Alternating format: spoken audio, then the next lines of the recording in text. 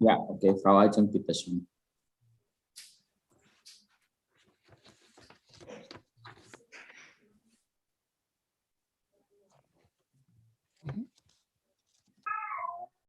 Kita langsung mulai, Pak Yu.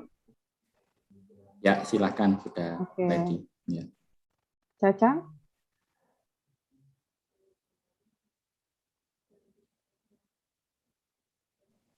Oke, suara saya sudah terdengar ya? Am I audible? Ya. Oke.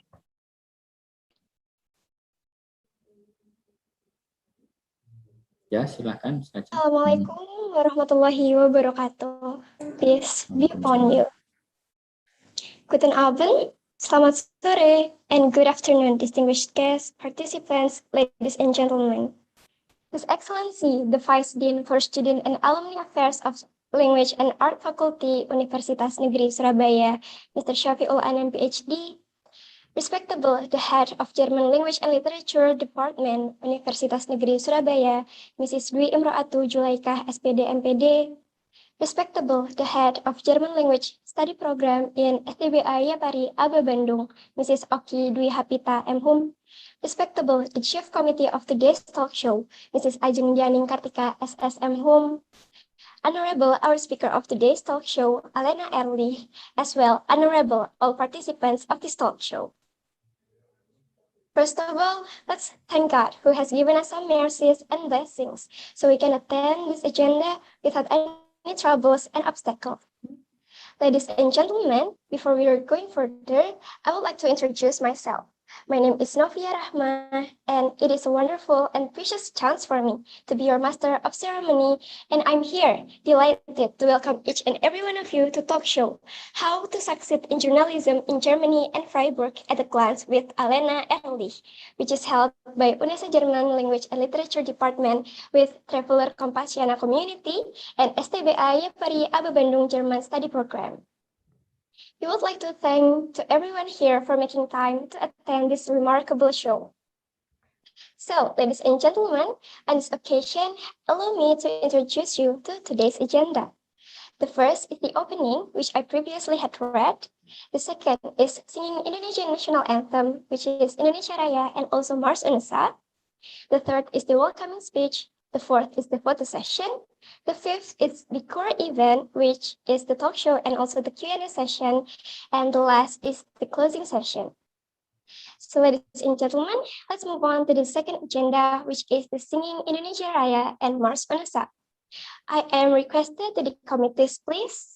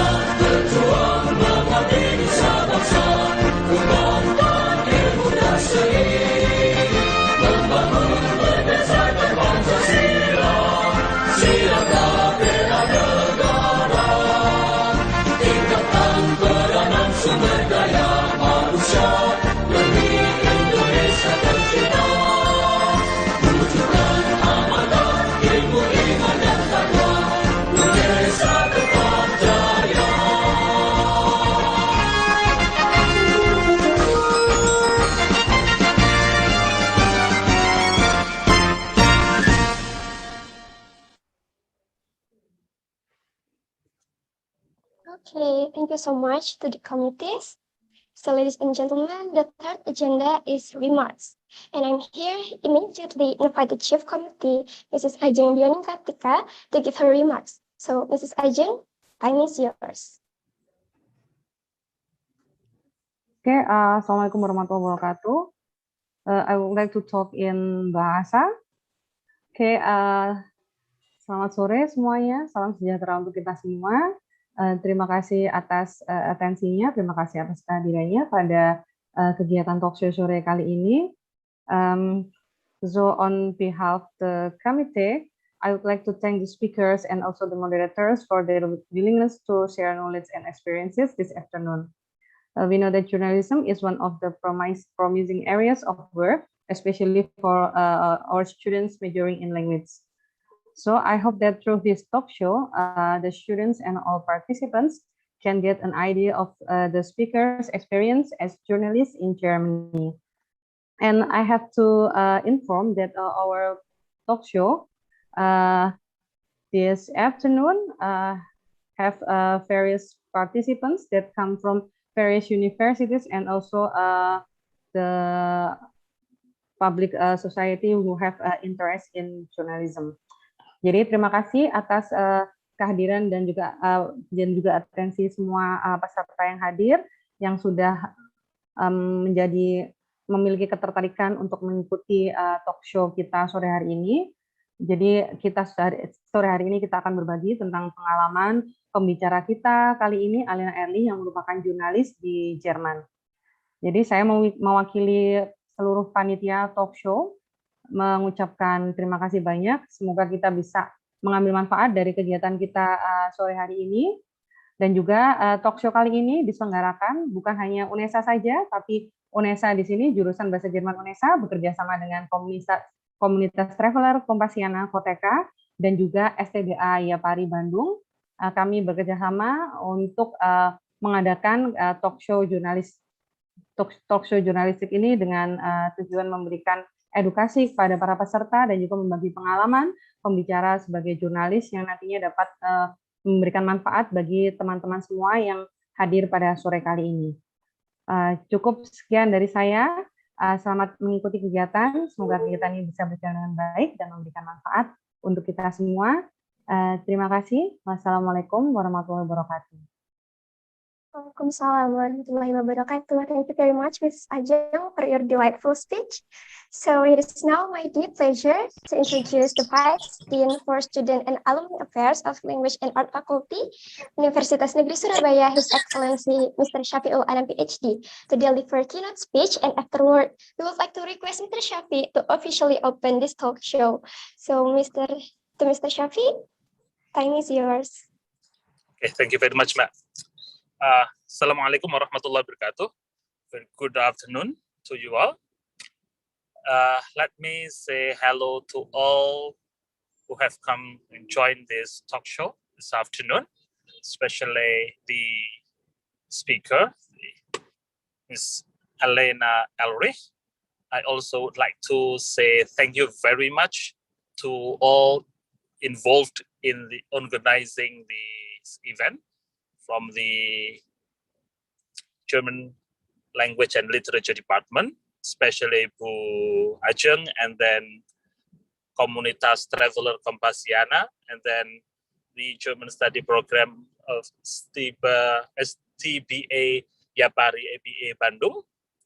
And I really appreciate all of those who have been in the Zoom meeting as a participant. I'm very sure that this event, the talk show, will be very beneficial to all the participants, because our guest here, Ms. Alena, is a journalist, so she will share her experience as journalist in Germany. So you can learn a lot directly from the practitioner. So you not only enrich your knowledge about journalism, and also to have a knowledge about what career are you going to have, but also you can also broaden your insight, international insight. So I do expect that all of you will enjoy this full talk show this afternoon. And then thank you very much to you all, and stay healthy and stay safe. Wassalamualaikum warahmatullahi wabarakatuh. Waalaikumsalam warahmatullahi wabarakatuh. Thank you very much, Mr. Shafi, for the remarks and the speech, and also for opening this talk show. So, ladies and gentlemen, now we're moving on the next agenda, which is the photo session. I am respectfully asking the participants and all the distinguished guests to turn on the camera and give us the best smile to capture the moment of the special day.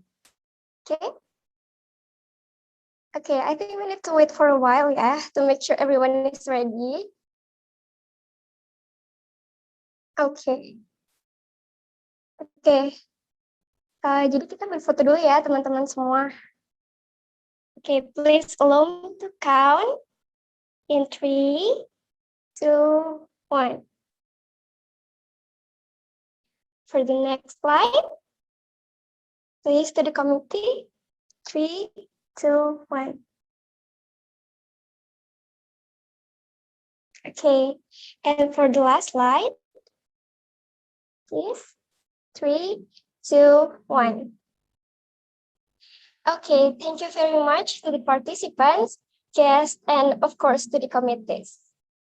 So, ladies and gentlemen, now we proceed to the talk show session. The session will be delivered by Frau Alena Ehrlich, and also the session will be guided by Mrs. Gana Stegman as the moderator. Actually, to be honest, Mrs. Gana, I am truly impressed with you. So, ladies and gentlemen, Mrs. Gana is an amazing figure. She has been living in Germany since 2006, if I'm not mistaken, and also living her life as a writer, a blogger in Kompasiana, and also a teacher in Rosingen, Germany. So, without any further ado, to Mrs. Gana, time is yours. Thank you, Novia. Yeah, actually, I'm also a student nowadays, at least until 2023, because I joined Ausbildung or vocational training school in Germany, in Tuttlingen, to be a teacher at kindergarten. So I'm just like everybody on here. Okay, so Assalamualaikum warahmatullahi wabarakatuh.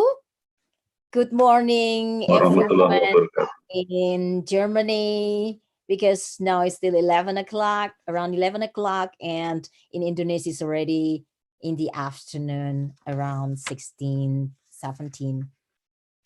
So I would like to say hello to everyone here. I'm very happy.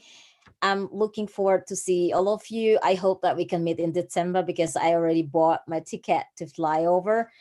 And today I'm very happy because I am, or we are invited Mrs. Alena Ehrlich to be our speaker today. because I know her since I think last year. Through our mayor in Zeitingen Oberfla, and during the conversation and the interview, she already reported about me and about Indonesia. It was very interesting. And today I would like you to learn a lot from her, because we would like to have the topic about how to succeed in journalism in Germany, and also a little bit about Freiburg, because Freiburg is the headquarters from Badische Zeitung, or the Badische newspaper, where Mrs. Ehrlich worked too. And this is not far away from my house. This is only 1 hour driving by car. So if anyone want to go to Freiburg, please passing by to our house here in Zeitingen. So I would like to read a little bit about the curriculum vitae, what Frau Ehrlich did before. So Frau Ehrlich had a double program as the student of vocational training school, I think here by Lara Zeitung GmbH. So in a company about 3 years, since October 2014 until September 2017. And then she was the volunteer of the Swabish Media, the newspaper, for 3 years, from 2017 to 2020. And she was here in Tuttlingen in 2020 2021 for 1 year in Swabish newspaper. And now, as I told you before, that she is the redactor from Badische Zeitung, or the newspaper in Lahr. Okay, so that's all a little bit about Frau Ehrlich. And today she would like to present everything about the topic through the presentation of the PowerPoint. Jadi teman-teman semuanya, bapak-bapak, ibu-ibu, dan adik-adik semuanya yang ada di sini, mbak-mbak, hari ini ada Frau Ehrlich ya. Ibu Ehrlich ini dulunya pernah menjadi siswa double program ya. Kalau di Jerman itu banyak program double program. Kalau saya hanya satu program saja ya, pendidikan PGTK, jadi pendidikan guru taman kanak-kanak. Kalau Frau Ehrlich ini double program, kemudian menjadi relawan di sebuah koran di Swabish Media, kemudian menjadi redaktur di sana dan pindah ke Lahr di tempat dia berasal. Masih menjadi redaktur di Badische Zeitung atau koran Badisch. Hello, good morning, Frau Ehrlich. How are you today? I'm good today. I hope you're good as well.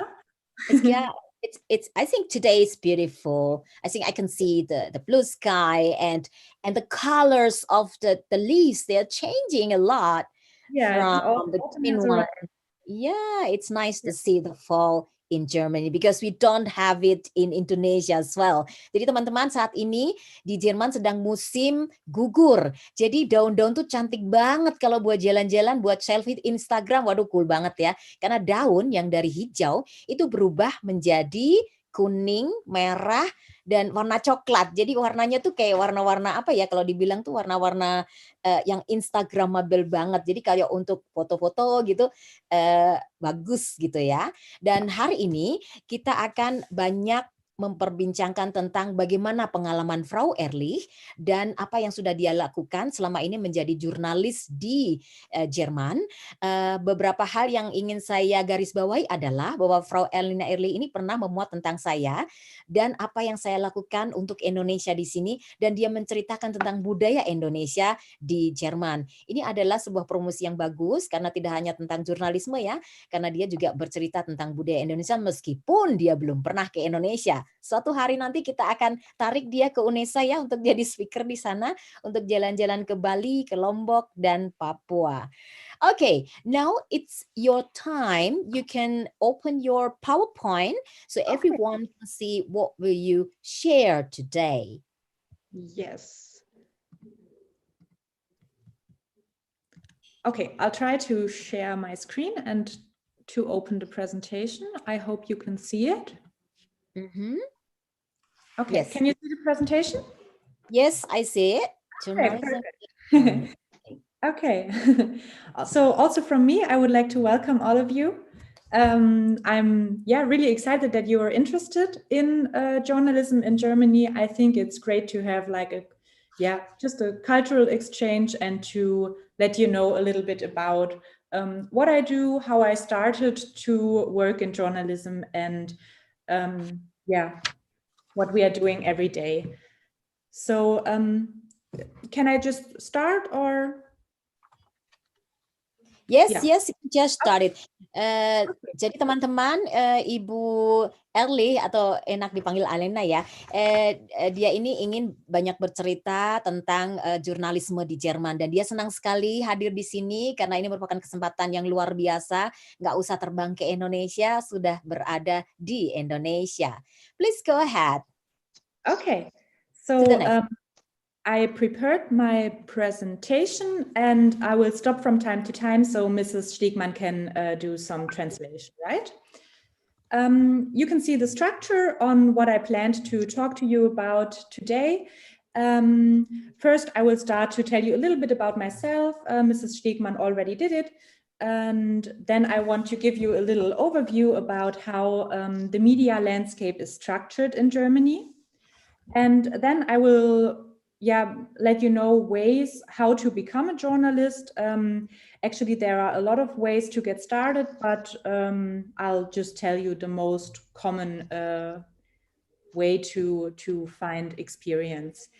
Then I will tell you a little bit how we work and how our work life looks like. And also, I would like to talk a little bit about changes and challenges in journalism, because, of course, there is a lot of things changing at the moment as well. Okay, and in the end, because I know a lot of you are interested in traveling and tourism as well, I will give you a little glance at the region that I live in, around Freiburg. So let's go on. A little bit about myself. I started to work in journalism pretty early. I was, I think, 17 or 18 years old when I started to write for a local newspaper here in my hometown, which is called Lahr. And I started to write as a freelancer about local events, for example, concerts or club meetings. And I also did an internship at a radio station when I was still at school. So since that, I knew that I really wanted to work in journalism. And after I finished school, I decided to study. So the way I study is was a little bit different than a normal studying at university. It is called a dual system. So you have work experience and education at university combined. So I worked at the newspaper at Sastra Zeitung, and I studied at the university in Ravensburg at the same time. So you also had, for half of the time you had lectures and half of the time you had work experience, which is really useful because you already got to know the job that you would be working in later on. So it took a total of 3 years. Then I finished studying with a bachelor's degree. After that, I decided that I wanted to stay in Ravensburg, and I started a cross-media traineeship. In German, it's called Volontariat. The cross-media traineeship included different parts of journalism. I worked at local newspapers, but I also worked in specialized departments of the newspaper, such as politics or economics and culture. And the word cross-media already shows it wasn't only focused on newspapers, it was also focused on radio and local TV. And so I learned how to speak and how to film and cut as well in that time. The traineeship took another 3 years. So in 2020, I finished the traineeship and I started to work as a journalist in Tuttlingen. This is also where I met Mrs. Stegmann. She already told it. There was an Indonesian ambassador visiting in her town, and yeah, that is how we met and got in contact. So now, just a few weeks ago, I started a new job at Badische Zeitung in Lahr. So I came back to my hometown, and yeah, it's really nice to me to be back home, to have family and friends around again. So I'm really happy with that. And yeah, Badische Zeitung is focused on an area in the southern western part of Germany. And as Mrs. Stegmann already said, the headquarters is based in Freiburg. So why did I choose to become a journalist? I think it is, yeah, I just really liked it from the beginning, especially because you can, in local journalism, you have a huge diversity of topics you can write about. And so it really never gets boring. You have something new going on every day. And it's really, yeah, I think it's beautiful that you can meet a lot of different people. You can be curious and you can be critical as well. And I also think that it is really important to provide people with information about politics and basically about everything that is going on and that is affecting their lives. So yeah, I'll wait a second so you can translate, right? Ya, okay. I would like to translate a little bit the necessary points. Jadi teman-teman tadi sudah cerita ya bahwa saya juga sudah menceritakan tadi dalam bahasa Inggris bahwa perjalanan karirnya itu dimulai dari nol banget, dari umur 17 tahun. Jadi yang sekarang ini umurnya 20, 25 belum terlambat sebenarnya ya. Umur saya sudah 45, masih aja sekolah gitu ya. Dan dia ini pernah mengalami pendidikan yang namanya double program ya. Jadi programnya adalah ekonomi dan jurnalistik. Di situ dia selain sekolah, jadi menuntut ilmu, dia juga bekerja di sebuah perusahaan. Ini sangat menyenangkan ya, kalau di Jerman tuh banyak sekali program Ausbildung di mana kita bisa bekerja dan sekolah dalam waktu yang sama. Sudah begitu, per bulannya dikasih uang saku. Saya saja dikasih 15 juta rupiah per bulan ya. Itu kerjanya cuma 2 hari, sekolahnya 3 hari. Kalau Frau Ehrlich pasti lebih banyak lagi karena jurusannya di universitas, bukan di akademi seperti saya. Nah, selain dia banyak belajar tentang bagaimana jurnalistik di koran atau di media cetak, dia juga pernah di radio, di TV, dan beberapa hal yang lain, di mana dia bisa menceritakan banyak sekali bagaimana caranya untuk memberitakan politik, budaya, dan ekonomi. Karena dia juga belajar tentang ekonomi ya. Kemudian mengapa dia memilih menjadi wartawan? Oh, orang cantik pasti bisa jadi artis dong. Kayak Frau Ehrlich ini kan cantik tuh. Nah, ternyata dia mengatakan bahwa menjadi wartawan itu adalah pekerjaan yang menurut dia sangat penuh ide ya, karena kita bisa kritis, kita bisa menulis apa sih yang ada di sekitar kita, kalau tentang politik, tentang ekonomi, tentang budaya, supaya orang-orang yang membaca itu mengetahui apa yang sebenarnya terjadi. Jadi apa yang terjadi di lapangan itu yang akan dia akan beritakan. Okay, now I think I have explained a little bit about what you told us. Okay, I'll go further. Yeah. Yeah, now I'll give you a little bit of an overview on how the media landscape is structured in Germany. Actually, it is really diverse. So there are a lot of possible ways to work as a journalist. Of course, on the one hand, we have a really big variety of newspapers and magazines. And especially in the magazine sector, you have really any imaginable topic. So even if you are really specialized into one topic you want to write about, there will be a magazine for it. And yeah, on the other hand, you have radio and TV stations. It is a little bit separated. You have public service broadcasting that is financed by fees that everyone has to pay in Germany. And on the other hand, there are private radio stations and TV stations that are financed basically by advertising. So there are around 160 private TV programs, I think, and around 300 private radio programs. And also, of course, the media landscape is changing, and there is a lot of dynamic going on because basically because of the internet. You have a lot new websites, news websites and podcasts and blogs and social media, and that is also changing journalism and bringing in some new aspects. I'll focus a little bit on the newspaper landscape because this is the area that I'm working in mainly. So in Germany, we have around 340 newspapers with a daily edition of 14.8 million.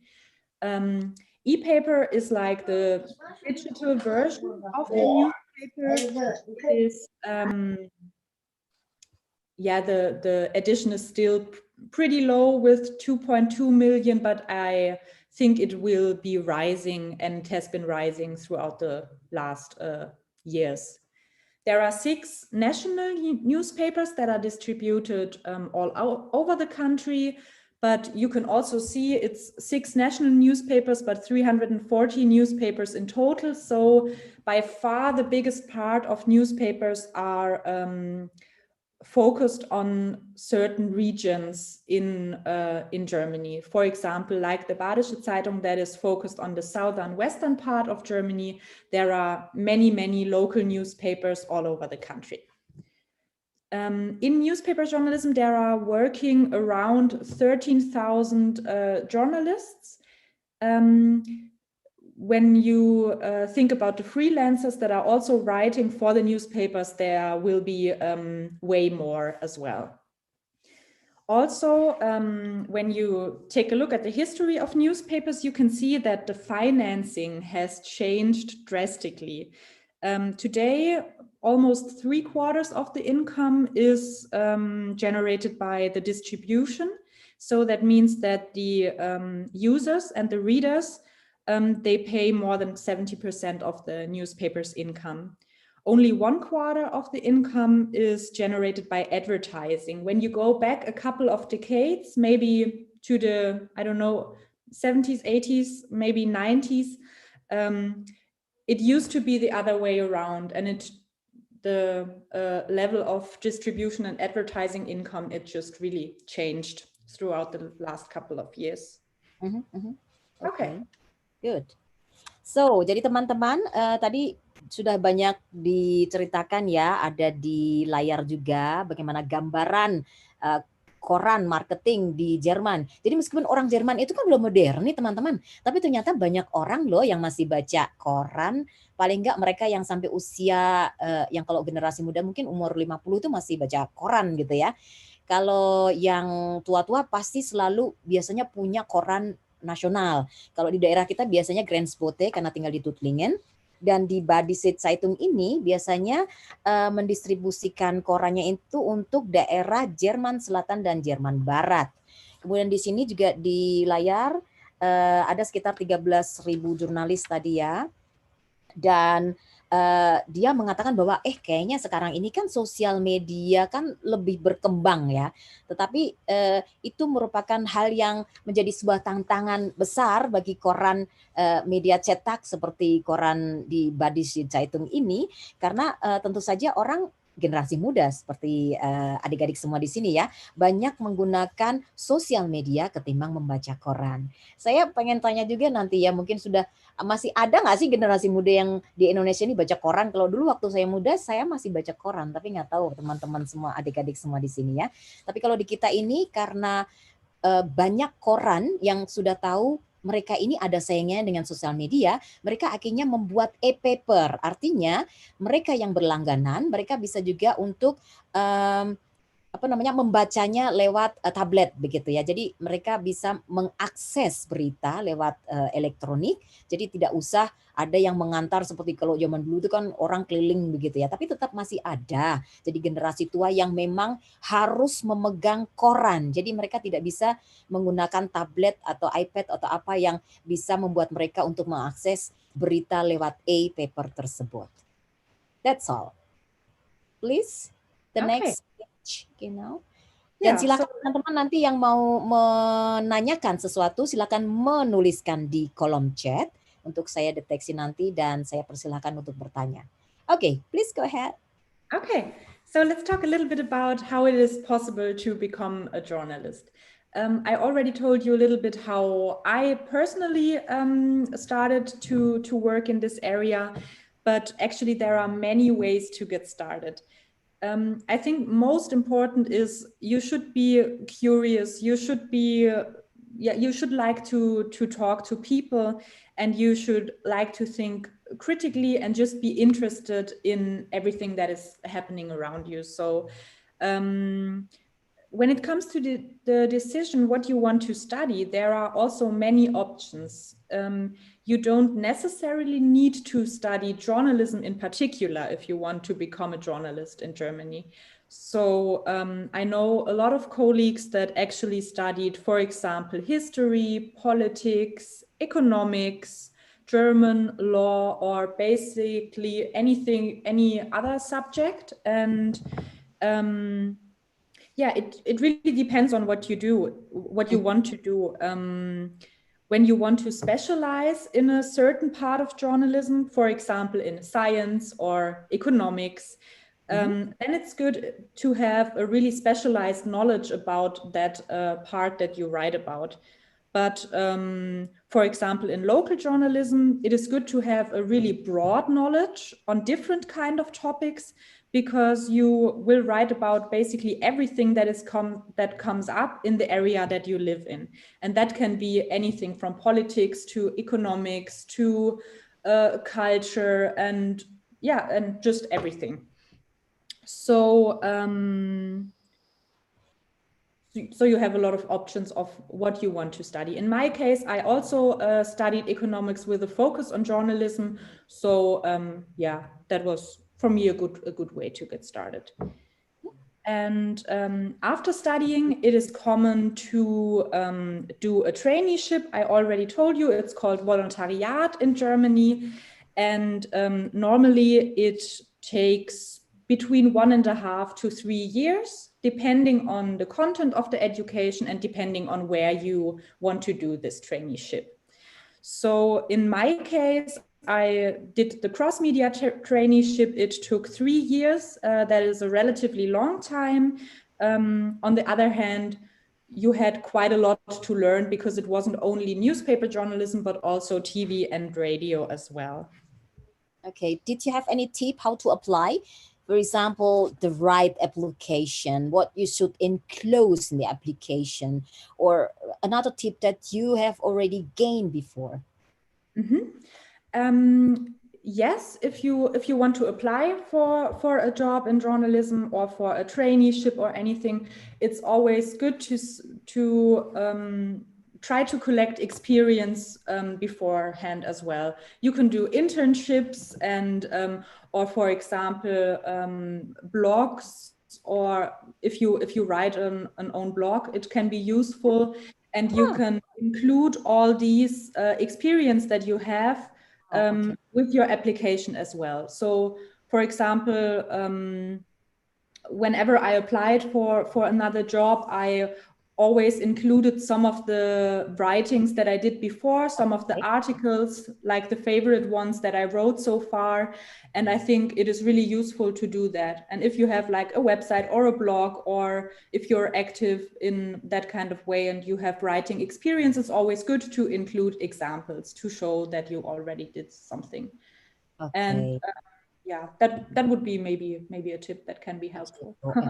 Oke, hadirinnya saya cintai. Jadi bagaimana cara untuk menjadi jurnalis di Jerman? Itu banyak caranya. Jadi dia bilang sebenarnya nggak melulu harus belajar jurnalisme ya. Karena ternyata banyak teman-temannya Frau Ehrlich ini justru nggak belajar tentang jurnalistik, tapi dari jurusan sejarah, dari jurusan bahasa Jerman, dari jurusan ekonomi, jurusan hukum. Jadi mereka ini sebenarnya bukan basicnya belajar tentang jurnalisme, bagaimana cara menjadi wartawan, enggak ya. Tetapi mungkin karena merasa salah jalur, wah kayaknya jadi wartawan enak gitu ya. Akhirnya mereka menulis, kemudian mereka melamar menjadi wartawan dan diterima. Satu tips dari Frau Ehrlich tadi sudah dikatakan bahwa kalau ingin melamar, sebaiknya banyak mengumpulkan pengalaman sebelumnya. Jadi bukan sebaliknya, yang lamar dulu baru kerja gitu ya. Tapi menulis dulu banyak.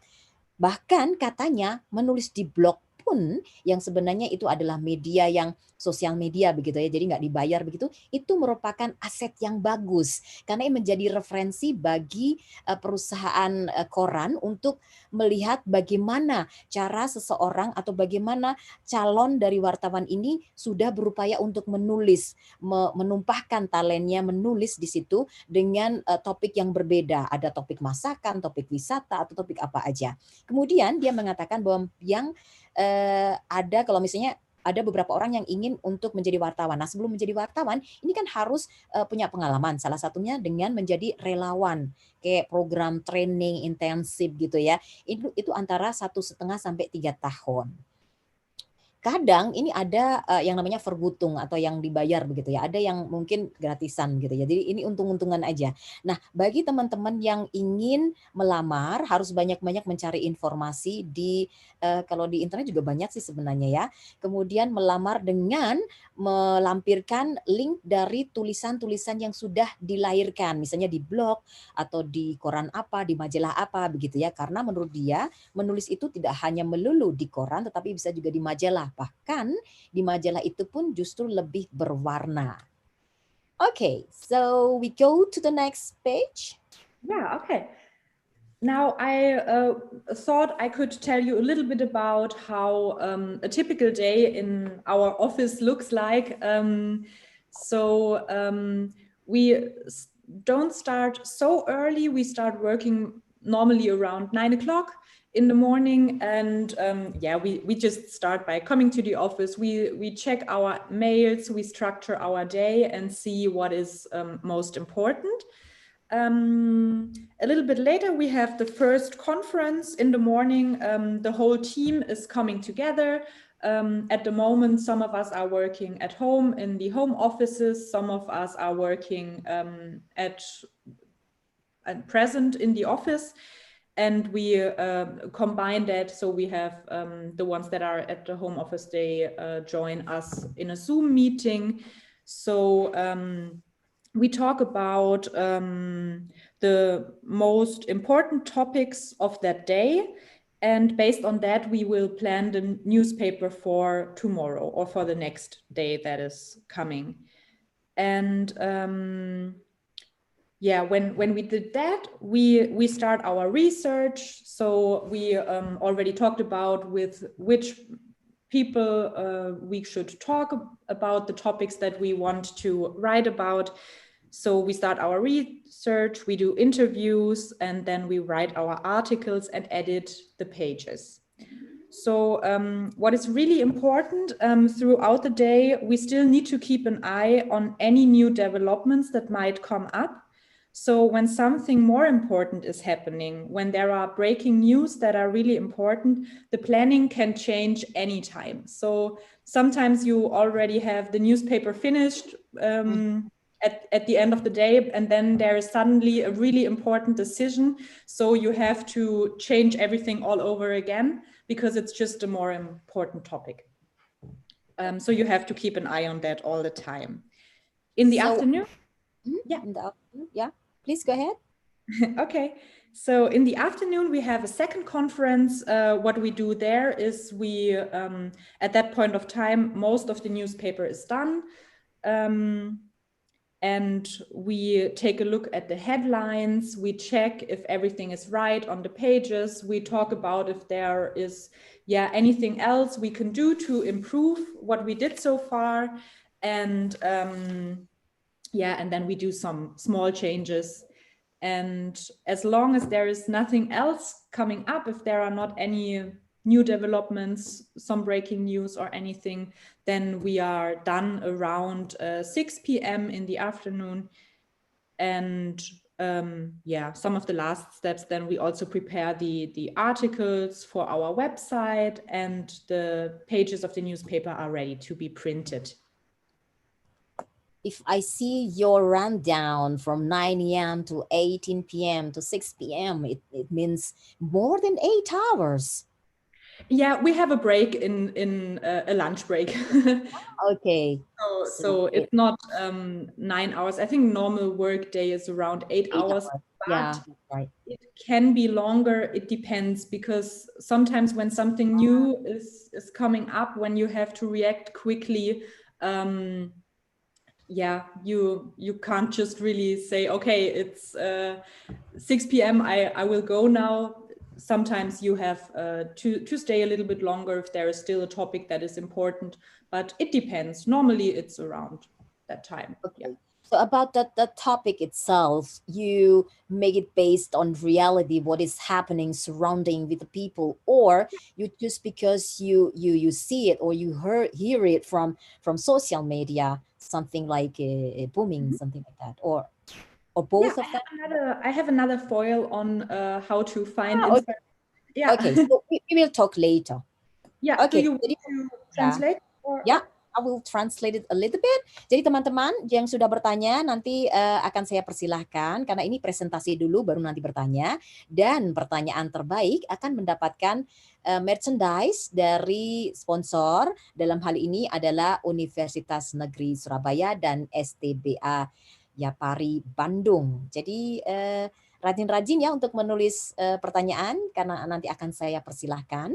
Jadi di dalam apa yang sudah dilakukan dalam sehari untuk gambaran jadi wartawan di Jerman tuh kayak gimana sih sehariannya? Apakah kayak di Indonesia tuh kayak jalan-jalan kemana-mana gitu ya? Karena Frau Ehrlich ini adalah redaktur, jadi mungkin dia lebih banyak di office ya, banyak di kantor. Kalau wartawan yang saya kenal itu kebanyakan justru melanglang buana gitu ya, kemana-mana gitu, kantor mana, ke tempat-tempat wisata atau kemana yang mereka mau mencari informasi sesuai apa topik yang akan diambil. Nah di sini tadi saya bertanya kok dari jam 9 sampai jam 6 sore, bukannya ini lebih dari 8 jam ya, karena biasanya di Jerman itu kalau full time 8 jam, ini lebih dari 8 jam. Ternyata ini ada pause, jadi ada waktu istirahat. Jadi biasanya memang 8 jam, dan kalau memang ada hal-hal yang belum selesai baru itu lebih dari 8 jam. Di sini dia menceritakan awalnya dia akan mengecek email, kemudian pertemuan dan lain sebagainya. Dia tadi menekankan bahwa untuk misalnya kalau sudah ada HL misalnya ya, tapi ternyata HL itu sudah ditetapkan di meeting yang sudah dilakukan bersama tim. Nah ternyata bisa saja berubah karena ada breaking news atau hal-hal yang lebih penting dari HL yang sudah diputuskan tadi.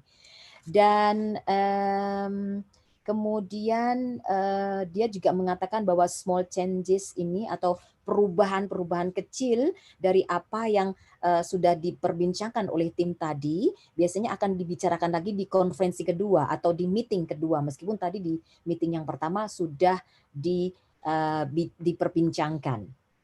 Okay, so I think that's all. I hope I don't miss anything. Yeah. So I'll directly go on with the question that you just asked.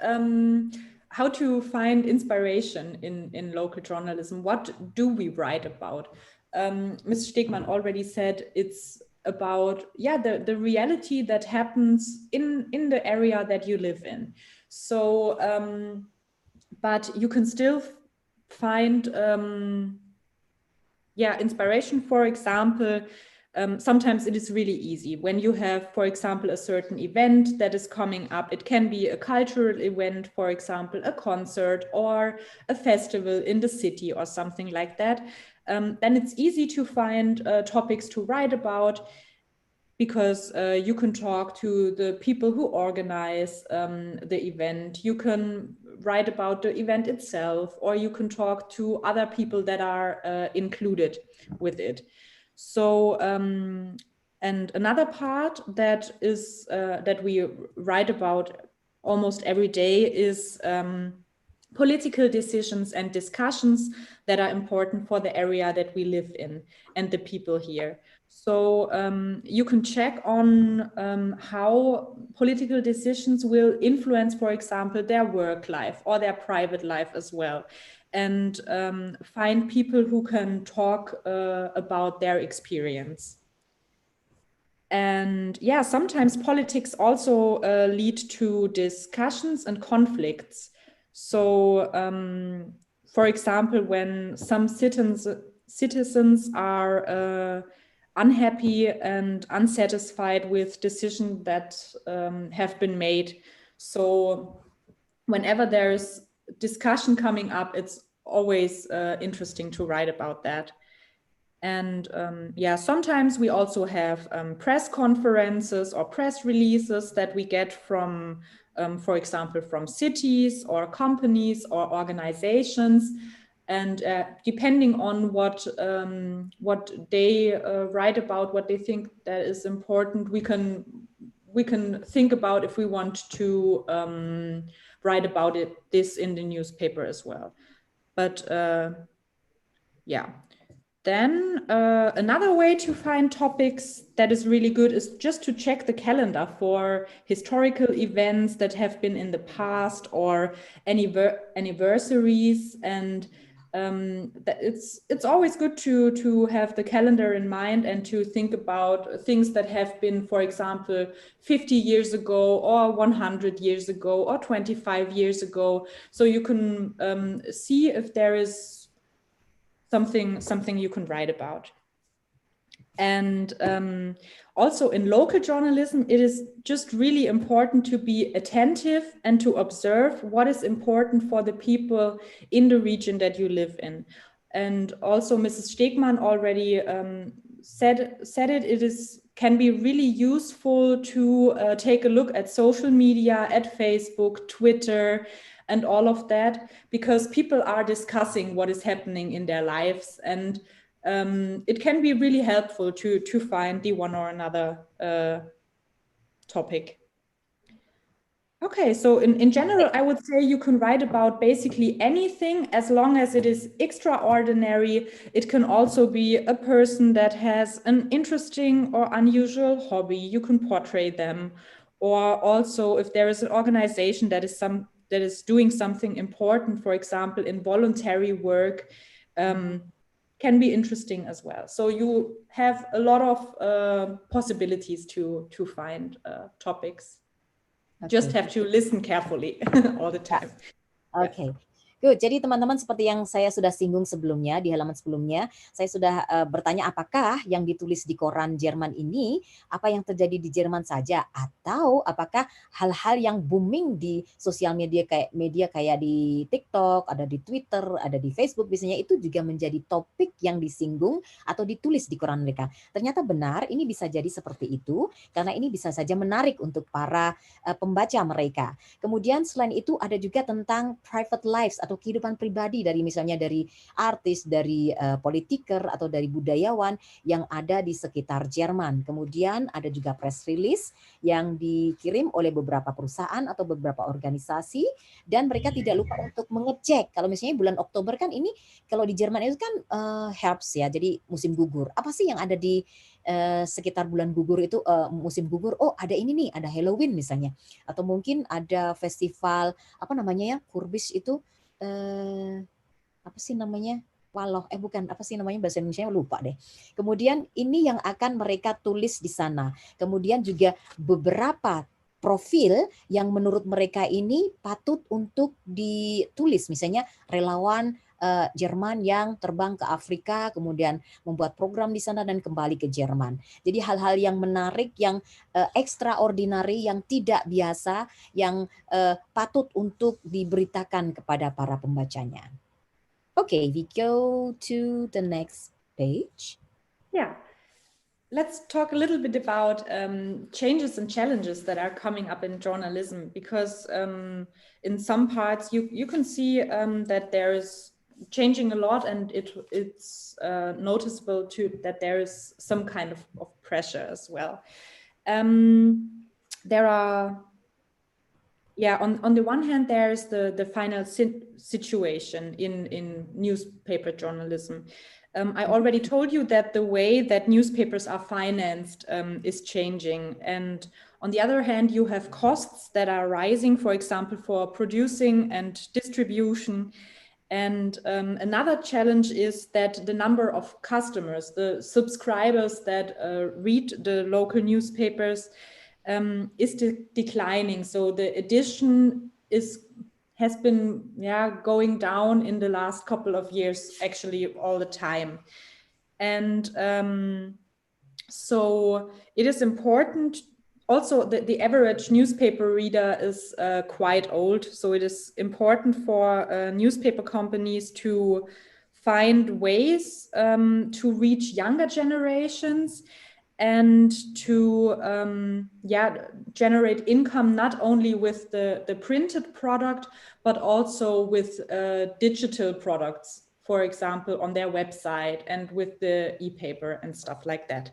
So there is a lot of dynamic at the moment and a lot of changes that are going on. You have new work models coming up and structural changes, and also for the journalist itself, when you work for content on the website, it is really different to the content that you can have on the newspaper, because on the website you can combine videos, you can combine audio, podcasts, graphics, and all of that. You can combine that to one product and have a totally different way of telling a story, while in the newspaper you only have the text and the article basically, and the pictures, maybe graphics as well.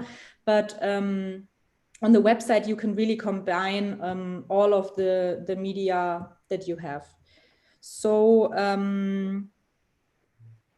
I think that is like one of the biggest challenges, that media consumption is shifting to the internet. You know that younger generations prefer to get all of their information on their smartphone, and you have to find ways to reach these people. Yeah. Okay, do you think the pandemic, Corona, is also a fact to these changes? Because you said this all changes from social media, etc. This is from the technical problem. But what about the pandemic situation itself? Is it a big influence to your challenge, to your change? Totally. Okay. It is really, the pandemic has okay. Has a great. Okay, so I will translate a little bit about the page before. Jadi teman-teman, seperti yang terjadi di Indonesia mungkin ya sama di Jerman juga, bahwa yang namanya koran itu kan udah banyak orang yang tidak membaca lagi, dan mereka lebih banyak menggunakan e-paper misalnya, atau lebih baik kita ke sosial media aja deh, di blog aja bacanya gitu ya.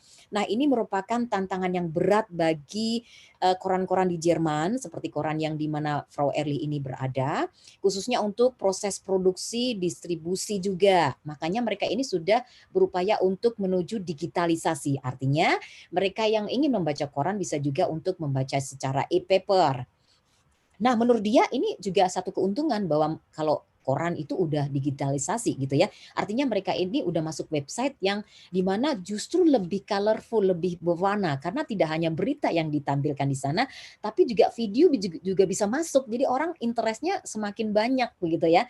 Ada grafiknya juga, termasuk foto-foto yang kalau di koran kan biasanya cuma foto 1-2 gitu kan. Nah, kalau di website mereka itu justru fotonya bisa space-nya banyak.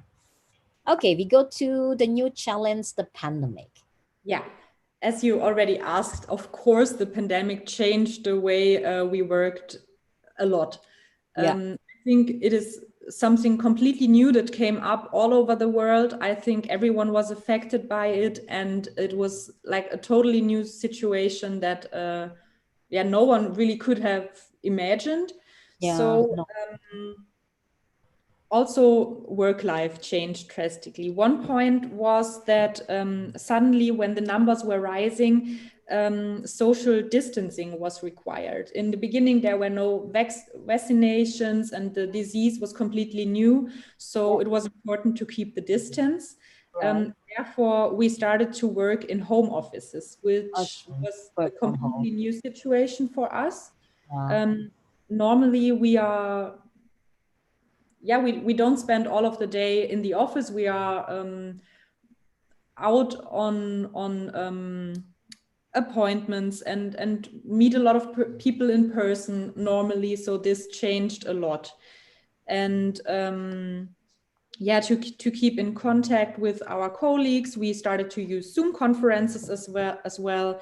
And also for interviews, we didn't meet the people in person anymore. Everything that was possible, we did either by Zoom or by just a normal telephone.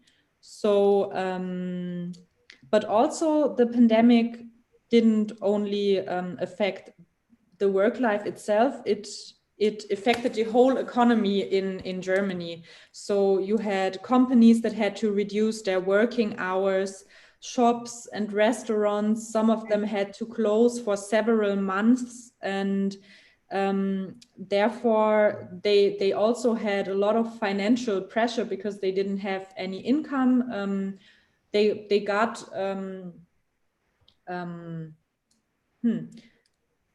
they still got help from the state, but it was really a hard time for a lot of them. And for the newspapers itself, it also meant, because the companies had these financial pressure, they didn't buy a lot of advertising.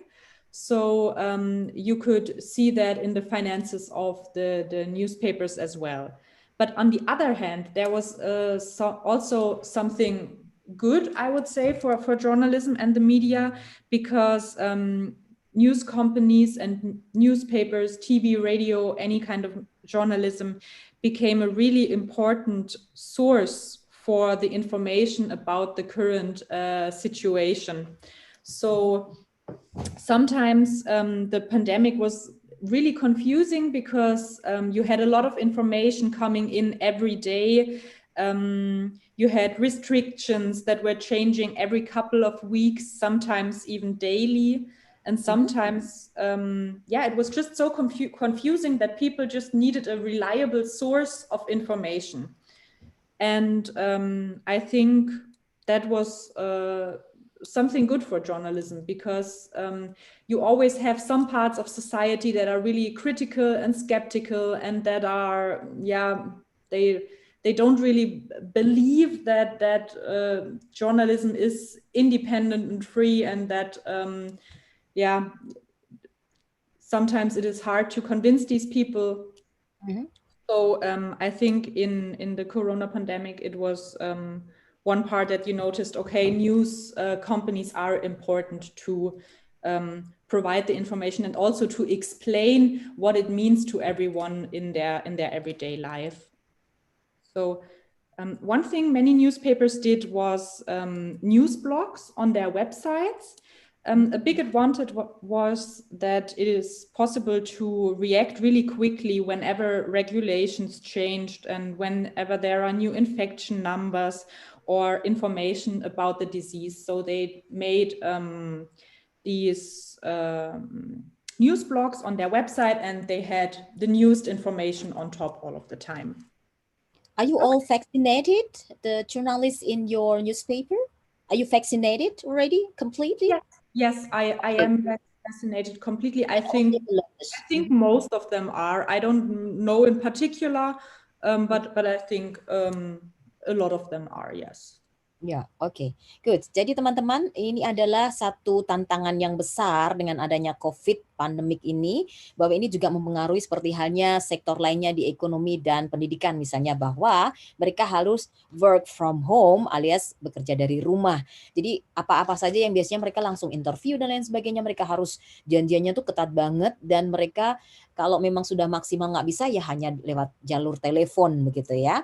Dan ini juga sebuah tantangan besar karena orang tuh pada mikir sebenarnya koran ini menampilkan berita hoax tentang corona atau benar-benar mereka ini sudah investigasi dan memberitakannya di koran.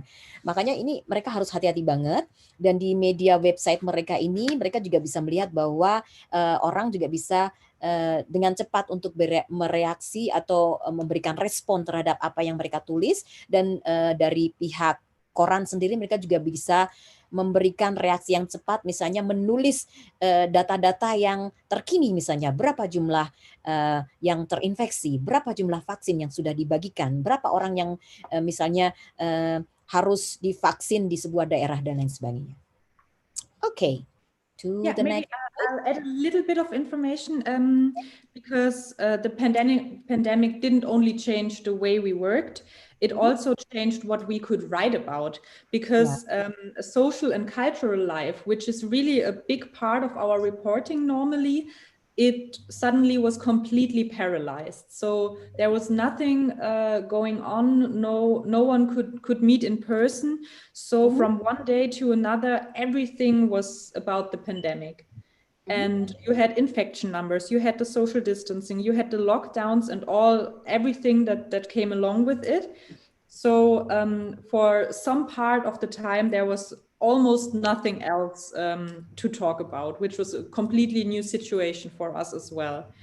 And today, the situation in Germany is like around 66% of the population is vaccinated, and the restrictions are loosening. So there is more other topics in the newspaper. Again, it's not as much about the pandemic anymore, but still it is a topic every day. So, but at the same time, because there are still some people that are not vaccinated, and also you have some infections, although people are vaccinated sometimes. So you have at the moment a rising number of corona infections. And that is quite concerning. And it's, although many parts of the daily life got quite normal by now, the pandemic is still not over, and it's really hard to tell how it will develop further. So, Good. Jadi di Jerman ini sudah sekitar 66% divaksin ya, penduduk Jerman itu 81 juta orang. Jadi seperempat dari Indonesia ya. Kalau di Indonesia mungkin lebih banyak, karena orangnya juga lebih banyak. Should we go to the next page, or do you want to add more about the pandemic? Now I talked quite a lot about journalism in Germany, and I really hope that I was able to give you an insight and some, a bit of a glance of what we are doing and how we work and how to get started in that area. I really hope it was interesting for you. And before we go on to maybe if you want to ask questions, I'll also tell you a little bit about the region that I live in, because Mrs. Stegmann told me a lot of you like to travel and are interested in tourism as well. So here I have some pictures, which is some of them are from my home village, like really a small village in Germany. And on the top left picture, you can see Freiburg. So the region I live in is called Black Forest. It's located in the southern western part of Germany, and also France and Switzerland are really close and easy to reach. So Black Forest is known to have like a really beautiful scenery and beautiful nature. So there are a lot of outdoor activities you can do. So you can go hiking or biking, for example. There are a lot of trails, and I think the landscape is really, really beautiful, and it's nice to be outside and to see it. Yeah. Also, we have a lot of historical buildings, for example, ruins and old, buildings around all over the area. So if you like medieval castles, for example, and things like historical buildings, you will find many places to go. if you like to discover cities, then Freiburg is a really good place to go. It has around 230,000 inhabitants. There is a famous and pretty big university, and with a long history as well. And you also have, because of that, you have a lot of students and young people living in Freiburg, and of course a great selection of cafes, bars, restaurants, and also culture. And yeah, Freiburg is known to be a pretty relaxed and very ecological city. Yeah, and the historical city center is really, really beautiful. One of the most famous buildings probably is the church, the Freiburger Münster. It is a cathedral in the center of the city. And in case you are more interested in sports, Freiburg is also has also a pretty good soccer team. I think soccer is just like the most important sport in Germany that everyone is really interested in, and there is a good team in Freiburg as well. A bit north of Freiburg, there is another really big tourist attraction. You can see it on the bottom right picture. It's Europa Park. Europa Park is a theme park, and it is said to be one of the best ones in the world. And yeah, it's really a lot of fun to go there actually, because there are a lot of roller coasters, and you can go on a lot of rides. But even if you don't really like that, there are still other attractions, for example, shows and restaurants. And also the theme areas, they are really beautifully made. So it's also a lot of fun just to walk around and take a look at everything. Yeah. And the middle is what we call the cake. Or even more. Yeah. Okay, this is the cake, right? The Black Forest. What do you call that? Schwarzwaldtorte. Also, Schwarzwälder Kirschtorte. Black Forest cake. Yeah. Black Forest cherry cake. It is very typical for the region. It is like a chocolate cake with like way too much of whipped cream and cherries, and also schnapps. There is a little bit of alcohol in it. Right. Okay, good. So I think we should close your presentation now, because I would like to share about how is it exactly if we want to, you have, what is it? The sources. Oh, okay. Yeah, so I would like to share a little bit about how is it actually in Freiburg. Can you see it? Yeah, I can see it.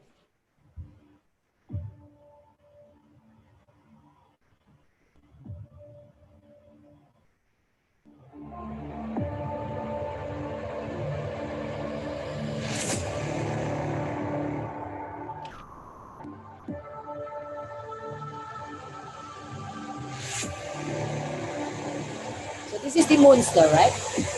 No, I think that's another church. I don't know which. Church. Okay. Yeah. Wow. The church. Yeah, this is.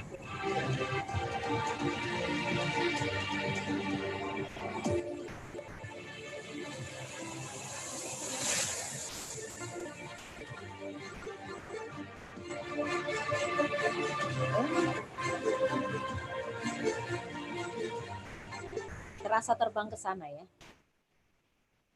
Okay.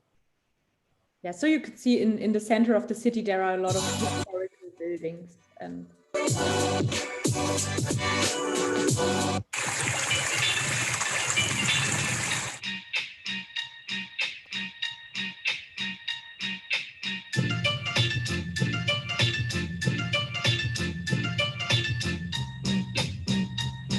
Hi, my name is James. I'm an American living in Freiburg, Germany, and today I'm going to show you around this beautiful city and some of the surrounding areas. Freiburg is a city located in the southwestern corner of Germany in the Black Forest, very close to Switzerland and France. In the Middle Ages, Freiburg was surrounded by a wall. You can still see that today. Here we have Martinstor, so Martin's door. And this is one of the doors to the city.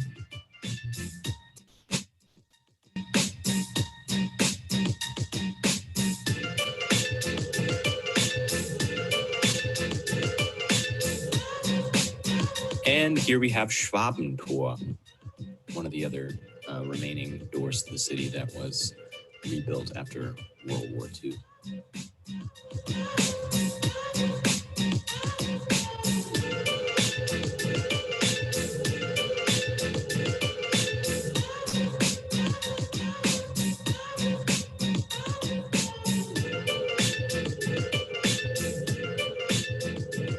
Freiburg is filled with charm. You have a lot of these very small streets and very old buildings.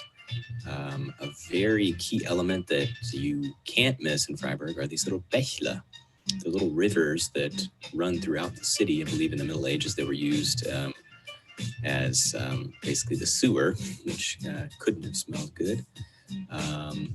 But now it's just a nice feature of the city. Dogs enjoy it too.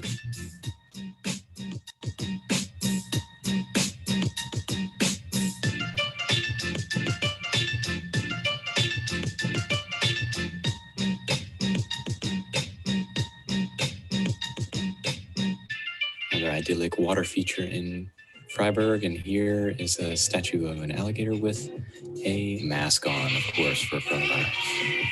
And here's an example of how old parts of Freiburg are. This is actually a very young neighborhood, the Oberlinden. And these Bächle that I was talking about, you can find them everywhere. This is just a small, as you can see, very, very small alleyway that leads to the Münster, the cathedral. So I think that's all about a little bit about Freiburg. So I would like to invite people who already wrote down on the chat box, because they already asked some questions. I would like to invite the one who like to ask, Ria Manisa. I would like to make it quick because we have only like 20 minutes, 30 minutes left. To Ria Manisa, yeah?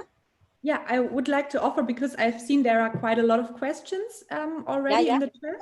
So So, that is also, why I if the invite time is up, I can also write you an email if you want and give you some more answers if we cannot answer all of the questions. Yes, exactly. Please, Ria Manisa, can you switch on your video? I would like to show you to Frau Alena Ehrlich, so you can ask yourself, or I can read it for you. Yeah. Ria Manisa, can you switch on your microphone and your video? Ria Manisa? Yeah. Okay, please go ahead. You have a question? Yeah, please say it yourself. Silakan dibaca pertanyaannya. Silakan disampaikan. La ilaha illallah. Sudah? Tadi bertanya tentang pendidikan Jerman dan Indonesia.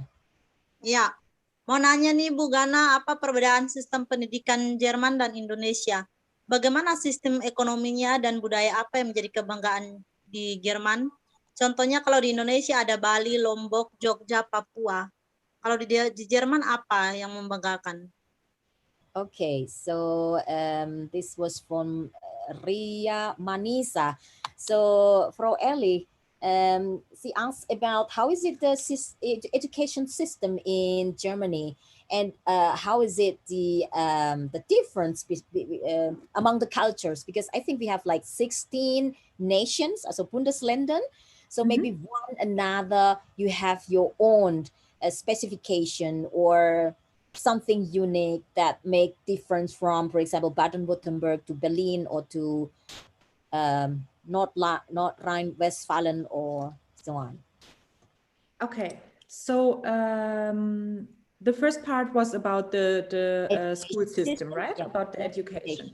Mm-hmm. We go when we are really really small, like from 1 to 5 or 6 years, we go to kindergarten, which is basically not a school. It's just to meet other kids and just like that. And then when we are 6 years old, we start primary school. That is 1st to 4th grade.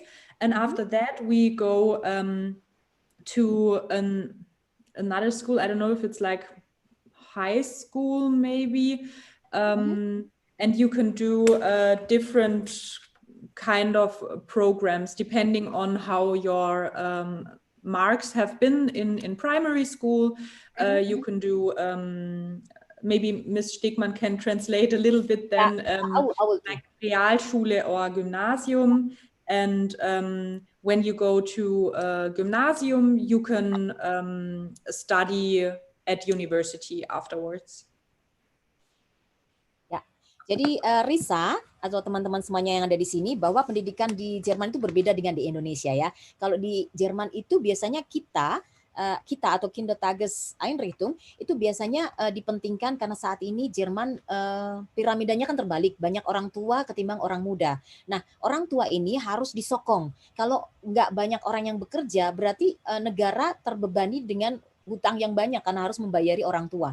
Makanya orang-orang muda ini harus bekerja, dianjurkan untuk bekerja, dan anak-anak mereka ditaruh di taman kanak-kanak. Jadi umur 8 bulan pun bayi ya sudah bisa masuk. Dan itu uangnya yang dibayarkan ke TK itu bisa dimasukkan ke laporan keuangan dan nanti akan dikembalikan dari negara kepada kita, kepada orang tua. Nah, itu satu keuntungan atau boleh dibilang satu hal yang lain daripada di Indonesia ya. Kalau orang kan, wah ini masih bayi sama ibunya dong gitu. Kalau di sana nggak usah disusui, udah ditaruh di TK aja gitu ya. Kemudian setelah itu TK itu kan sampai umur 6 tahun, 5 sampai 6 tahun. Setelah itu mereka masuk SD. SD di Jerman hanya sampai 4 tahun. Jadi sampai kelas 4 itu SD-nya nggak kayak di kita sampai kelas 6 gitu kan. Nah, dari SD ini mereka lulus SD kelas 4, mereka masuk ke yang namanya jenjang sekolah lanjutan. Sekolah lanjutan ada 3. Hauptschule, Realschule, Gymnasium. Untuk Hauptschule itu biasanya sampai kelas 9. Kalau kelas 9 betul ya. Kemudian Realschule sampai kelas 10. Kemudian Gymnasium sampai kelas 11. Nah, yang Gymnasium ini mereka langsung bisa kuliah. Nah, untuk yang Realschule mereka langsung bisa Ausbildung. Kemudian untuk yang Hauptschule, kalau mereka mau Realschule, mau ke Ausbildung, mereka harus sekolah lagi gitu ya. Jadi harus memenuhi jumlah kekurangan yang mereka tidak jalani selama di Realschule atau di Gymnasium tadi. Nah, di sini banyak sekali Ausbildung. Kalau di tempat kita PGTK itu sudah universitas.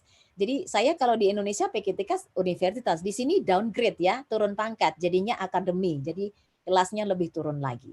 Kemudian, I think she asked also about the culture in Germany because you have like 16 nations, 16 Bundesländer. So one another, you have your own character. For example, like people in the south, like us, we eat like spätzle or eat like black forest or what you call that, the black forest cake. And in Berlin, for example, they eat Berlin or whatever that is different to the south of Germany people. What do you think about this 16 nation in Germany? Yeah, we have the, so it's hard to explain. We have like, only short. Mm-hmm. Yeah, you have the 16 regions that the whole country is like divided in. And when it comes to political decisions, you have, on the one hand, you have the decisions from Berlin that are important for everyone. So all of the 16 parts of Germany have to follow these decisions as well. But also each, it's called Bundesland, so each country has the possibility to make their own political decisions in certain areas as well. So so you have a little bit of differences, but I think it's actually pretty good to do it in that way because each region is very different. So you cannot really compare the southern part of Germany with, for example, a really big city or an area with a lot of big cities, for example, in a little bit more north in Germany. It's sometimes just really hard to compare because in the southern part of Germany, cities are not so big, the distances are quite long, there is a lot of nature and landscape and everything, and more in the north of Germany you have bigger cities closer to each other, so there are some differences in the structure of the region. So I think it's good that they can make their own political decisions in some parts, because it wouldn't be easy to find one way that would suit all of them. Oke, jadi tadi sudah saya singgung sebentar ya, bahwa di Jerman itu kan ada 16 negara bagian, jadi 16 Bundesländer. Jadi satu daerah dengan daerah lainnya itu berbeda. Kalau kita ini kan, kalau saya dan Frau Ehrlich ini kan ada di daerah Baden-Württemberg. Artinya kita ada orang Jerman Selatan yang memang karakternya itu beda banget dengan orang-orang yang ada di utara. Jadi mungkin kita lebih persaudaraannya lebih kental gitu ya, lebih kalau di tempat kita kayak di kampung begitu kan, dan banyak keindahan alam yang mungkin tidak bisa ditemukan di daerah lain seperti di Berlin atau di Hamburg karena mereka lebih kota besar begitu, kalau kita kan kota-kota kecil begitu. Langsung saja kita ke pertanyaan berikutnya. Saya persilahkan kepada Farisa dari Komunitas Traveler Kompasiana untuk menyalakan audinya dan menanyakan pertanyaan sendiri pada Mrs. Ehrlich. Hai. Suaranya belum Kesulitan Mbak, tidak bisa mikrofonnya, minta disampaikan saja. Oke. Saya sampaikan dari Farisa. Okay, question for Alena. Are there differences in work schedules and location and salaries between female and male journalists in Germany? Mm-hmm. This is Jen. Okay. It's hard to say in general. I would say it depends. Okay. In the company where I work, we have like a contract that is, I have to check for a word quickly, sorry.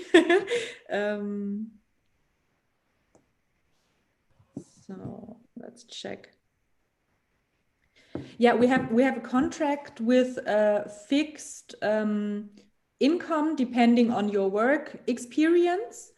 So I think if this is the case, I hope and I think that the differences are not that big, but not all of the media companies have these kind of contracts. So it still depends. In general, we definitely still have a gender pay gap in Germany. There is still a difference between the income of men and women in many parts, I think in almost every part of economy. Yeah, so I think in some of the media companies, I think it might be a problem as well, and some more than others. It really depends. Oke, baik. Jadi ternyata di mana-mana tetap ada perbedaan gender ya. Meskipun Jerman itu termasuk negara yang sangat mendukung tentang anti gender. Artinya laki dan perempuan itu sama. Jadi duduk sama rendah dan berdiri sama tinggi. Tapi ternyata untuk gaji yang ada di beberapa koran di daerah Jerman misalnya, ternyata masih ada perbedaan antara gaji perempuan dengan gaji laki-laki. Tapi menurut saya tetap ada mungkin lebih ke sektor yang bawah begitu ya. Kalau sektor yang atas mungkin jurusan untuk bagian yang manajer begitu mungkin tidak ya. Oke, kita persilahkan untuk pertanyaan berikutnya dari Raun Maulero dari UM. Atau apa nih? Silahkan dinyalakan videonya. Raun Maulero ja. Vielen Dank für die Gelegenheit und ja, ich heiße Ronny. Ich habe zwei Fragen und die Frage sind: Ich habe schon in einem Blog geschrieben und bekanntlich ist die Veröffentlichung in einem Artikel sehr wichtig. Viel geschrieben, aber wenn ich lese, das ist wohl sehr schade. Ne? Gibt es Ihrer Meinung nach Tipps und Tricks, um unsere Schriften zu veröffentlichen? Und die zweite Frage, in Ihrer Erfahrung hätten Sie vielleicht ein schlechtes Ereignis über Ihre Arbeit? Und wie sind die Regeln in Deutschland? Spielt sie eine große Rolle, besonders für den Journalismus? Ja. Welche Regeln? Also für Journalismus, die Regeln? Oder? Ja, genau. Okay. I will answer in English if it's okay. Yeah, okay. Yeah.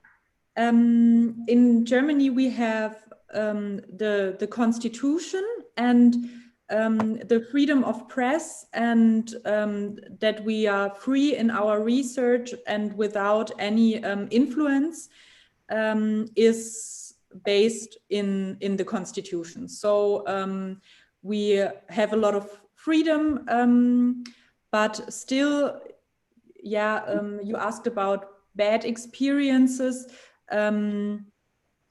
It depends. We have some parts of society that are really critical and skeptical according to journalism and media, because although the journalism is actually pretty free in Germany, they don't really believe it, and they think that we might be I don't know, controlled by the politics or anything else. So it can happen that, especially when you go, for example, on some demonstrations, depending on what kind of people are demonstrating, that they might, I don't know, I didn't have like really bad experiences yet, but I had some people that say, oh, media, they are not, I don't know, you're not telling the truth, and you are, I don't know, you get some criticism as well, and sometimes rough criticism as well, but I didn't have like really bad experiences so far, but I also know colleagues, sometimes you get a mean email or anything, but it's not too bad. Okay, and there was you had another question as well, right? I didn't. Your experience, your bad experience as a journalist, for example. Yeah. Maybe someone hit you, or someone take your camera, or I don't know, somehow like that. Not so far. Sometimes they, when you have a camera, they just normally just go away and just don't want to be seen or something. But and you get some criticism, like I said, when, for example, when it's on a demonstration because they are unhappy with a political situation or something. And there are some parts of society that are not really that don't really want to talk to journalists, and that are really skeptical about the work that we do. And it's a really big challenge to convince them that we are actually doing a good job, and that we're doing good research, and we actually don't write what is wrong. So far you don't have any bad experience as a journalist in Germany? Just small ones. Just a small one, okay. Jadi Round ya, ini tadi dia cerita bahwa dia tidak mendapatkan pengalaman buruk seperti halnya kalau di Indonesia tuh ada yang dipukul, ada kameranya diambil, atau mungkin ditarik polisi, diborgol, begitu, nggak pernah ya. Karena memang di Jerman itu kan beda ya, yang namanya kebebasan itu nomor 1, semua orang boleh, begitu, apalagi wartawan gitu kan. Jadi kalau misalnya seperti yang sudah diberitakan pada Zoom terdahulu dari Deutsche Welle, bahwa kalau misalnya seseorang, orang kaya gitu ya, bikin koran. Nah orang kaya ini kan punya wartawan atau punya redaktur. Orang kaya ini nggak bisa mengontrol apa yang ditulis redaktur dan wartawan tadi. Jadi urusannya yang punya duit ini ya urusannya duit aja, urusan berita, urusan wartawan dan redaktur. Jadi kebebasan jurnalisme di Jerman ini sangat berbeda dibandingkan di Indonesia. Kalau di kita mah pada takut sama yang punya duit gitu kan, yang punya koran gitu. Takut nanti aku dikeluarin gitu ya, aku dipecat gitu. Kalau di Jerman nggak begitu, karena kebebasan itu sangat dihormati, entah itu wartawannya ataupun dari redakturnya. Oke, now we go to Pak Sutiono dari Komunitas Traveler Kompasiana. Saya bacakan Pak Sutiono. Oke, saya bacakan ya. Kayaknya sedang ada masalah dengan tombol. Tombol yang mana ini? Alena, how is your prediction for newspaper? Will it be destroyed by online media one day? Now it's okay because you follow the newspaper, you follow about e-paper, so the website itself. Yeah. But I don't know one day. And it's a really good question. And the second question is, where do you check the fake news? Okay. So yeah, the prediction for newspaper, I think it's a really interesting question because no one really has like the answer for it at the moment. Okay. I think if the editions are developing further and are decreasing further, it's hard. It's really hard to say because I think also there are at least some young people that like to have like the printed product, like the printed newspaper. But I think that online will become way more important in the next couple of years. But yeah, for myself, actually, I really do like the newspaper. So for me, it's a little bit hard to say, okay, we will not need it anymore at one point of the time. But it's an emotional thing as well. So yeah, I don't know. There might be one time where it's just also financially not,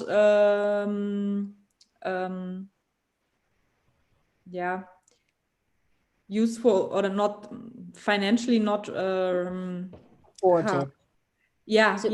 Supported the media to run the business. Right.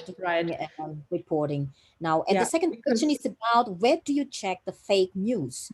Because sometimes there are fake news around. Yeah. So it's also when you do research and you find, for example, numbers, or you talk to someone and he just tells you some kind of numbers or facts, then you should double check them. For example, you just have to find trustworthy sources. So you can ask experts, you can ask I don't know, organizations and people that did research in this kind of area, depending on what it is about. Or you can ask I'll have to check the word again.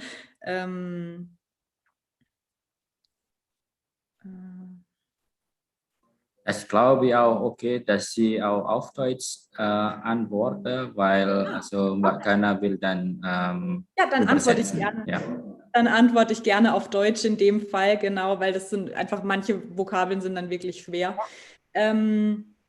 Genau, also man muss einfach gucken, dass man eine zweite Quelle findet, die diese Informationen bestätigen kann.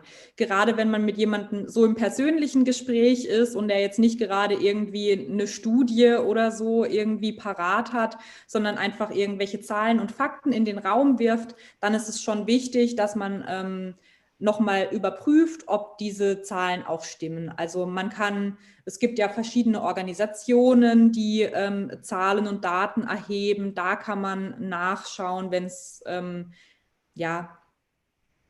um solche Informationen geht. Man kann aber auch bei den Städten, bei den Gemeinden, bei der Landesregierung, bei der Bundesregierung, in den einzelnen Ministerien, die für bestimmte Bereiche zuständig sind, da kann man auch nachfragen. Es gibt auch verschiedene Quellen von Statistiken, die sehr glaubwürdig sind. Und auf diese kann man dann immer zurückgreifen und dann schauen, ob man das irgendwie ein bisschen einordnen kann.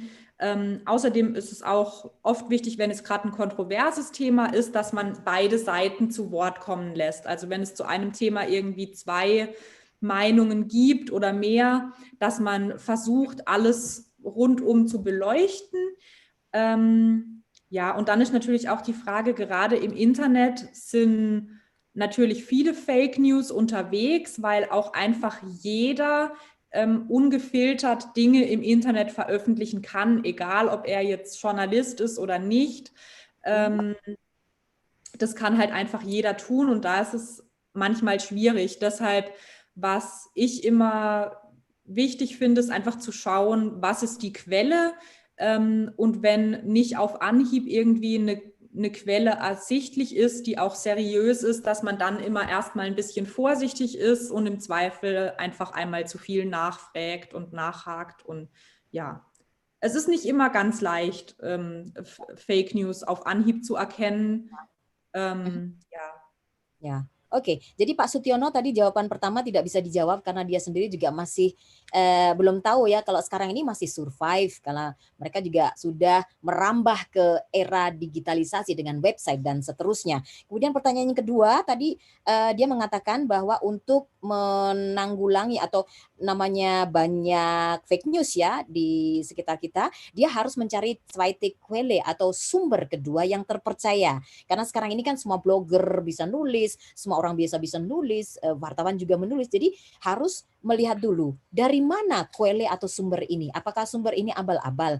Apakah sumber ini serius? Jadi bisa dipercaya atau tidak. Kemudian akan mencari zweite Quelle atau sumber kedua yang juga terpercaya yang bisa untuk menjadi bahan perbandingan untuk mengetahui apakah tadi fake news atau berita betulan begitu ya. Saya persilakan kemudian pada Hasbi Bawasi untuk bertanya. Silakan atau saya bacakan Hasbi Bawasi. Ya, terima kasih sebelumnya. Saya ingin bertanya ke Alena. Silakan. Semua... Singkat padat, silakan. Oh ya. Ya. Semua media di Jerman sana menulis berita itu dengan netral ketika membahas tentang politik dan pemerintahan. Mungkin itu. Okay. So, do you think all the journalists in Germany, they write about politics, for example, they will, what you call that? They write it naturally, means that nobody behind them who paid, you should do that, you should write that, or something like that, because they get paid, or you pay because of your heart. You write because of your heart. We have some, I took some notes on that as well. We have ethical standards in Germany in journalism. So the way we work, these are not like legal standards, but it's like an ethical codex that we follow. And that is that our research has to be neutral and as objective as possible.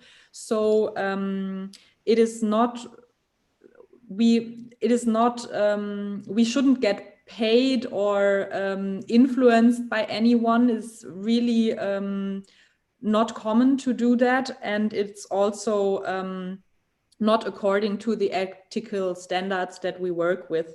So it is really important. So the rules are we have to tell the truth. So we cannot like invent anything that we just came up with. We have to be aware of the human dignity. We have to separate journalism and advertising very clearly. And we also should protect the privacy of people when it is required, and shouldn't write like in sensationalism, if it's not appropriate. So if we follow these ethical standards, then it's totally not okay to get paid or influenced by anything or anyone. And that's also because freedom of press is in constitution. So it would be a really big scandal, I think, when something like this comes up, when you know that a journalist would be paid by a politician or something. It might happen, but it is really, if it comes public, it would be like a really, really big scandal. So you follow the standards that are required. Oke, so jadi di Hasbi ya, tadi sudah diceritakan bahwa di Jerman itu ada kode etik wartawan ya.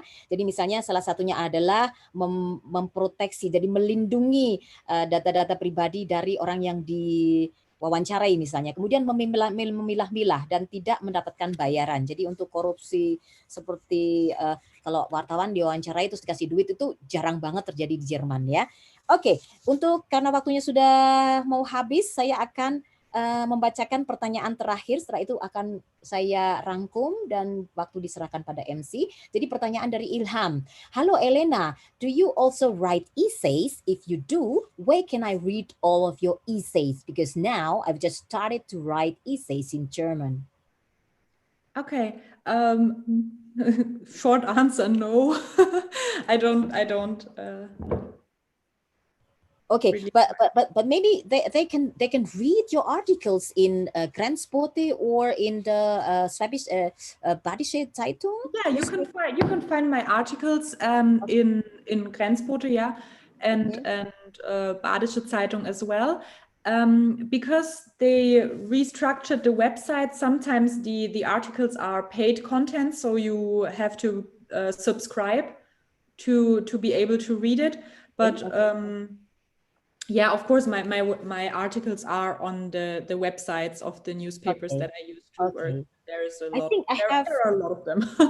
Okay. I think I have 2 articles I will send to the Yunan, so the Yunan can share to all the students who need it, because both of them you have written last time about Indonesia. Yeah, okay. Jadi di Hasbi, ya di Hasbi tadi dikatakan bahwa sampai hari ini dia tidak menulis isi, tetapi nanti akan saya kirimkan ke Dek Yunan ya, ke Pak Yunan ini tulisan Frau Ehrlich atau Mrs. Ehrlich ini yang sudah dicetak di Badische Zeitung atau di Grenzbote dan satunya di koran Badische Zeitung. Nanti akan saya scan dan saya kirim, jadi untuk bisa dibaca bagaimana cara dia untuk mengekspresikan ide dan wawancara yang sudah dia lakukan bersama saya. Baik, karena waktunya sudah habis, saya akan rangkum sedikit sebelum saya akan kembalikan, karena sebentar lagi adalah waktu maghrib di Indonesia. Jadi untuk kesempatan hari ini kita sudah banyak berbincang dengan Mrs. Ehrlich, bahwa tadi banyak presentasi yang sudah kita lihat tadi di layar ya, bahwa untuk menjadi seorang wartawan itu banyak caranya, jadi tidak melulu harus menjadi seseorang yang banyak tahu tentang jurusan komunikasi atau tentang jurnalistik, karena banyak teman dari Frau Ehrlich ini justru dari jurusan lain seperti jurusan sejarah, ekonomi, atau politik misalnya, tetapi mereka punya interest untuk menulis dan itu membuat mereka terpanggil menjadi wartawan. Kemudian bagi adik-adik semua yang ingin menjadi jurnalis di Jerman, saya sarankan untuk menjadi siswa Ausbildung di sini, jurusan jurnalistik, atau yang paling bagus adalah program double, karena selain bisa belajar, kalian bisa bekerja, kalian dapat duit, bisa kaya ya. Jadi ngirit, masak sendiri, duitnya banyak. Nah, setelah itu dia juga banyak bercerita bahwa kode etik di Jerman tentang jurnalistik itu sangat dihormati, jadi tidak ada yang namanya uang apa sih namanya, yang uang amplop gitu ya. Kemudian tulisan yang mereka tulis adalah murni dari hati nurani, tidak ada yang membayar, dan mereka juga harus menghargai tentang data-data pribadi siapa yang diwawancarai. Kalau di Indonesia mungkin masih belum begitu seperti di Jerman ya. Dan tadi ada tempat wisata seputar Freiburg yang kita tampilkan, dia mengatakan bahwa tempat wisata itu ada banyak, misalnya kalau yang suka ski bisa main ski, kalau suka jalan-jalan bisa hiking di Black Forest atau Schwarzwald, karena di daerah Jerman Selatan adalah daerah yang dikelilingi oleh hutan Black Forest atau Schwarzwald, makanya ada kue yang namanya Schwarzwald Torte atau kue cherry tadi ya. Oke, terima kasih untuk hari ini partisipasi dari adik-adik semuanya, bapak-bapak, ibu-ibu, dan juga kolaborasi Komunitas Traveler Kompasiana dengan Universitas Negeri Surabaya dan STBA Yapari Aba Bandung. Untuk hari ini semoga merupakan hari yang menyenangkan. Sudah terhubung antara Indonesia dan Jerman hanya dalam satu jari. Dan semoga informasi tentang jurnalisme dan wisata di Jerman ini akan memberikan motivasi tinggi bagi adik-adik semuanya atau siapapun yang ingin mengembangkan diri. Tidak hanya melakukan apa yang sekarang ini dijalani, tapi beberapa hal yang mungkin sudah terbetik karena adanya perbincangan dengan Frau Alena Ehrlich atau Mrs. Ehrlich ini. Demikian saya selaku salah satu yang mewakili dari Komunitas Traveler Kompasiana mengucapkan terima kasih sekali lagi, dan saya sangat senang dengan kesempatan yang kita dapatkan untuk hari ini berbincang dengan Alena Ehrlich. Thank you very much for today, Alena Ehrlich.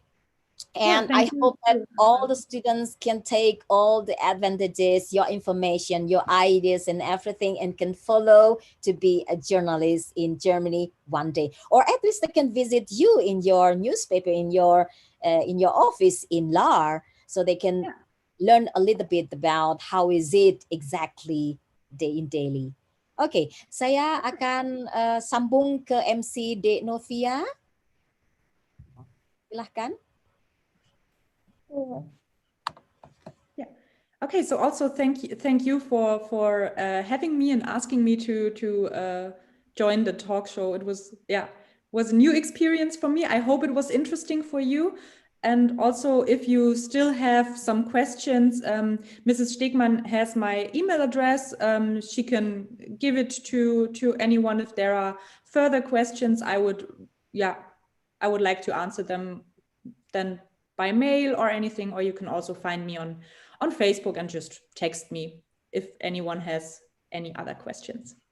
Let me know. I will forward it. Demikian, wassalamualaikum warahmatullahi wabarakatuh. Silakan Dek Novia.